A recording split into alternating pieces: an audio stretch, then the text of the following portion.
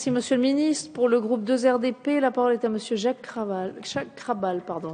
Merci Madame la Présidente. Monsieur le Ministre, selon les syndicats agricoles du département dans lequel je suis, des évolutions liées à la nouvelle PAC pourraient entraîner des pertes financières pour les exploitants du sud de l'Aisne, toutes productions confondues.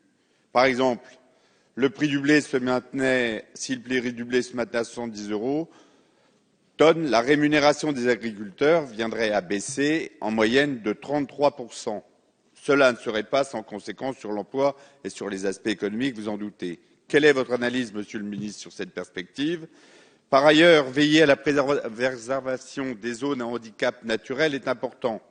Mais quelles sont les garanties que cela ne fragilise pas les zones intermédiaires rurales à dominante agricole et agroalimentaire? Comment la loi de finances, à travers la loi d'avenir, donne les moyens financiers aux exploitations de polyculture, élevage situées en zone intermédiaire? Vous affirmez votre volonté de renforcer la compétitivité économique de nos agriculteurs avec le développement de l'agroécologie. Comment les producteurs laitiers et les éleveurs pourront effectuer cette évolution alors que ces entreprises agricoles connaissent des baisses de revenus importantes?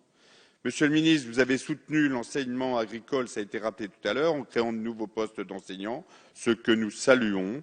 Pour autant, il manque des agents administratifs, tel est le cas sur le lycée agricole de Crésancy, sur ma circonscription. Les postes administratifs pourront-ils être pourvus? Enfin, je terminerai non pas par une question, mais avec cette journée de la bonne humeur, vous remercier. En effet, depuis le 23 octobre, l'État a autorisé les apports d'azote sur vignes en pente, notamment grâce à la concertation, et ça a été tout un combat. Merci, Monsieur le Ministre, d'avoir écouté les revendications de nos viticulteurs, dont parmi eux les vignerons de Champagne, particulièrement actifs sur ce dossier.